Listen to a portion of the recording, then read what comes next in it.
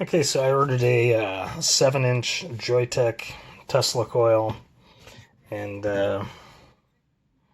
yeah, that's not 7 inches, but I guess I should have expected that. So I'm going to throw it together. There's not many components. This is actually like the Tesla coil for dummies. You can see all the resistors are just surface mounted onto the board. So it's only got a couple of transistors, the heat sinks.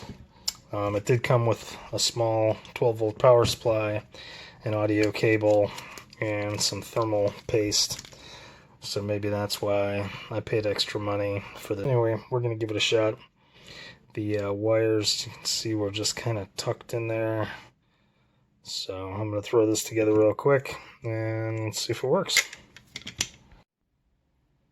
So the other thing is my little kit didn't come with any instructions at all other than that. Please tear this off. Please tear off this protective film before use. That's the only thing it came with.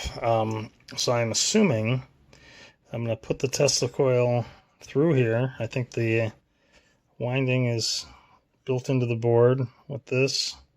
Set it in there, it'll be in between there, and then run one of the leads off up in between there and solder it onto there.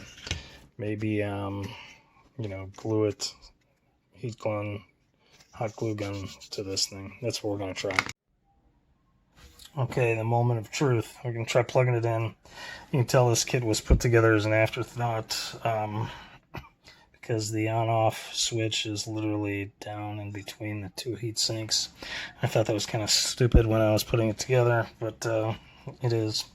So yeah, I didn't take the plastic off the Tesla coil, and I didn't even affix it yet. I just soldered the one contact point in, and then I just let it sit in there, mainly because I wanted to see if this thing works first. So my hopes are low.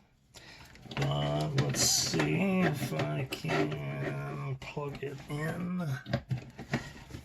Okay, it works. So now to play with some stuff. Yeah, cool.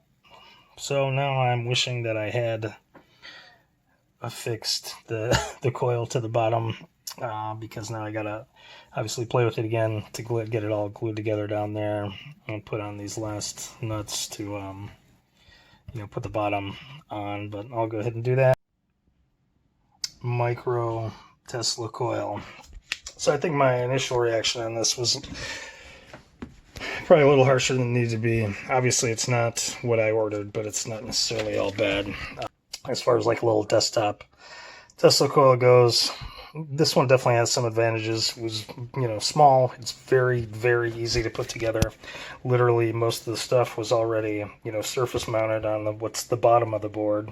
So I think it was just the two transistors, a switch, an LED, and a couple of jacks, and that was it. Well, and the coil. The primary coil is wound and incorporated into the board, which is kind of cool. Unless you're trying to use this as like a learning tool for somebody, but I mean just as a desktop thing, I think this is not bad. The two whatever bi-level design makes it look a little nicer than I had a previous one that was just where the coil was mounted sitting right on top of the board, and then it had a different wire wrapped around it a couple times. That one just seemed a little cheesier. This one might be a little nicer. It does get super hot, I've noticed. It comes with a power supply, which of course you don't need probably because you've got as many of them as everybody else does at this point, but it came with it.